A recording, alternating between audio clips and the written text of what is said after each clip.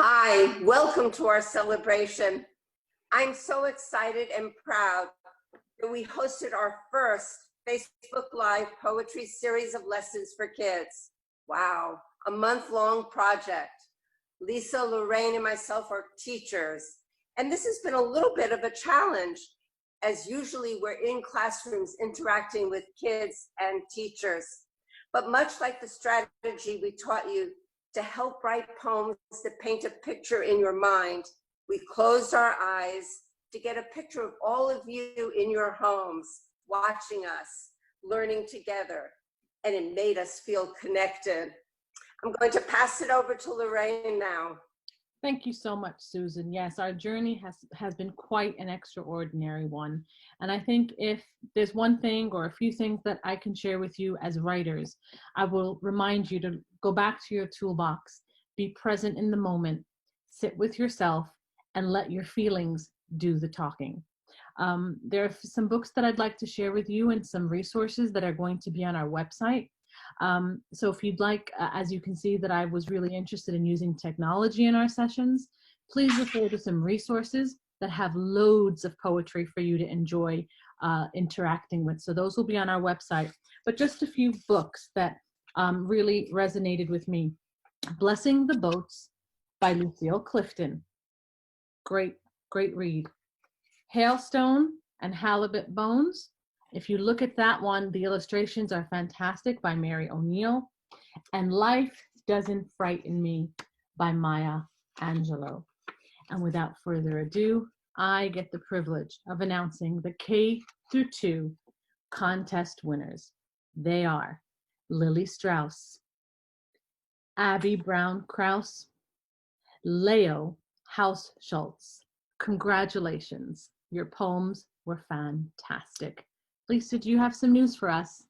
I sure do, Lorraine. Thank you so much. Greetings, everybody. Hello, Poetry Pals. One last visit at the poetry, and I'm really can't believe our time together has come to an end. I've really enjoyed learning alongside with you and from you. And as you move forward in your poetry life, I'd love to share a couple things for you to keep with you at all times. Poets are always on the search for the most incredible word to sprinkle into their poems. So I invite you to keep a beautiful language box. In this box, be choosy about the words that you put into them. Think about the words that you want to put into poems, because these words carry meaning. I also have, as you may recall, a feelings bowl, as well as a nature box. These are wonderful tools to inspire you if you ever feel stuck. Also, they're great for working on metaphors and similes, and they are also helpful in personification. I also wanted to share my favorite poetry books, and they start off with this wonderful collection of poems exclusively by Langston Hughes. These poems, what I love about this particular book, which is edited by David Russell, is that each of the poems by Langston Hughes is accompanied by a short anecdote or a little peekaboo into what inspired Langston Hughes to write that particular poem. My next favorite book of poetry is called The Tree is Older Than You Are, which is a fantastic collection of bilingual poetry. This book by Kristen O'Connell George is exclusively about trees, and it's called Old Elm Speaks. I love it because you can see the variety of approaches to looking at one topic, which is trees. And finally, my very favorite book of poetry is A Jar of Tiny Stars, which is edited by Bernice E. Cullinan. And all the poems in this collection were selected by students just like you. So those are my favorite books. And now I have the honor of presenting the next band of poetry winners. So a hearty congratulations to Oliver Gonzalez, and to Claire Truex, a fourth grader who wrote an exceptional poem about eggs. Thanks, Claire, for your inspiration on how to use personification. Susan, I'm throwing it back to you. Thanks. Hi. My first tip comes from Naomi Shihab-Nye.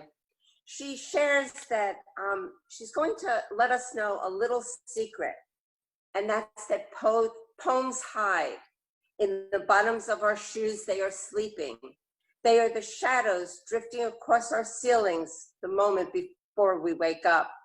What we have to do is live in a way that lets us find them. Maybe if we reinvent whatever our lives give us, we find poems. Check your garage, the odd sock in your drawer, the person you almost like, but not quite, and let me know. I think that she offers some very good advice. It's important to live with an extra awareness and to pay attention to the world around you. There's endless source of material for your writing life. In a way, what she's saying is that the big things are little and the little things are big. We just have to see them. Another tip that I have is that revision can be the best part of writing. Mem Fox, a favorite author of mine, wrote a book called Koala Lou. And she says that all the words of that picture book can fit on one piece of paper, 8.5 by 11 inches. And she said, yet it took her 2 years and 39 drafts to write a book that fits on one piece of paper. I think, wow, she kept going back to it over and over again. And each time she returned, she saw new things to write about. So I invite you to keep revising after today's sessions. You have lots of poems in your folder. And of course, continue to write new poems.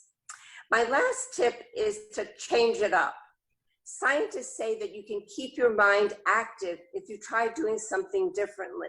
So if you usually brush your teeth with your right hand, try brushing with your left. And the same is true with your writing. If you always write a rhymed poem, try writing an unrhymed poem. If you've never written a haiku, challenge yourself to write one. I'm going to share some of my favorite books now. Seeing the Blue Between is a book compiled by Paul Janesco. And in this book, he has poems by some of my favorite poets. Lillian Moore, Georgia Hurd, Carla Cuskin, poets whose poems we've shared in our time together. But what I especially like about this book is that the poets write little notes to the reader. This one says, to my dear writing friends, and they share some of their secrets and ideas and their process in writing their own poems. So I find this book to be incredibly useful to kind of get inside the life of a poet. Another of my favorite books is this one by Eloise Greenfield, Under the Sunday Tree. And they're all poems by Eloise Greenfield. What I love also are the very bold and graphic illustrations. And one of the poems in this book, which is the title of the book, Under the Sunset Tree, she also published as the picture book for kids. So I invite you to look for that and read it. The last book that I'm going to share is Twilight Comes Twice by Ralph Fletcher. He recently did a Facebook Live session, and he talked about how during the super pink moon that we had recently, that he went outside and it was so bright, he was able to see. And so he took his little writer's notebook with him, his jot book, and he wrote some things that came to his mind as he was sitting outside. And a couple of weeks later, he decided that he would go back and write a book. And this is his book based on that experience of being outside during the super moon. I am really proud to announce our last set of winners. We found a really surprising thing that happened during this process. We found that teachers were watching the video sessions with their kids, with their students, and then in some cases, older and younger siblings were watching as well. So we want to give a shout out to those class at AMD Middle School in Ossining, New York, and our youngest entrant, Mayuka Haushold, who wrote a haiku. Congratulations and thanks to all of you. Great job. Congratulations to all the winners, and thank you to everyone who participated by either watching, dropping comments, and cheering us on.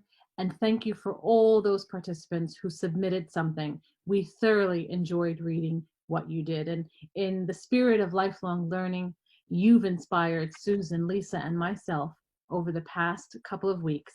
And therefore, we together put our minds and hearts and wrote this poem especially for you. Oh, poetry, you paint with words the pictures in our minds. finding you, finding me, finding the love of poetry. Oh, poetry, you make ordinary extraordinary. Caterpillar to butterfly, finding you, finding me, finding the love of poetry. Oh, poetry, ideas that capture a glimpse, portrayed in some rhyme, shape, share, and shine. Finding you, finding me, finding the love of poetry. Oh, poetry, you create avenues for me to crawl into my feelings. When the streets around me feel too empty, finding you, finding me, finding a love of poetry. Oh, poetry, you are always insisting that I lift in place extraordinary words and put them in just the right space. You beg of me to recall memories and lace them with my five senses. Finding you, finding me, finding the love of poetry. Oh, poetry, you are a magnifying glass to my soul. Your metaphors, your similes, your personification, always pushing me to be an explorer, an observer, an empath.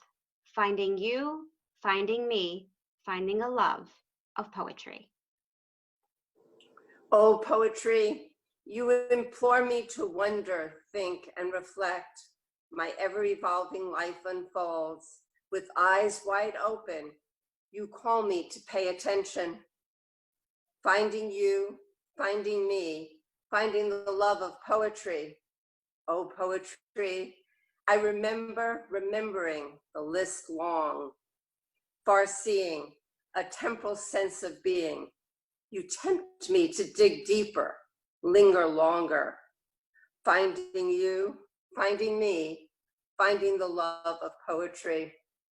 Oh, poetry, you urge me to clip, gather, and arrange words. The poem emerges, randomly found among disparate sources.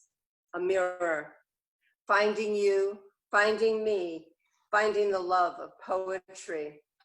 Oh, poetry, you are a lens showing me where the line ends, another begins, a threshold, all around the white space. Pause, breathe, hold on to the meaning, honor the rhythm, engage in the dialogue that is revealed. Finding you, finding me, finding the love of poetry. Oh, Beautiful. thanks, team. So, for our last hurrah, I invite you to please go grab a glass of water, of juice, your favorite beverage, and join me as we raise our glasses, or even your cup of tea. And I would love to offer a toast to my fellow poets out there. I offer a toast in honor of your bravery in writing from your heart. May you always take time to hang in those haiku moments, and may you always find the beauty in words and images as you continue your work in making the ordinary extraordinary. Cheers. Cheers. And I raise my glass to silver linings and new beginnings. Cheers. Cheers. Here's to dipping your toes in new waters. Hearts have been a resonating theme throughout for me. My heart map, my poem about New York City will always be my heart town, and the neon heart behind me. And now my heartfelt thanks to Lisa and Lorraine, and to you, the kids and adults who have shared this journey with us. All for poetry and poetry for all. Cheers, everyone. Cheers, everybody. Woo!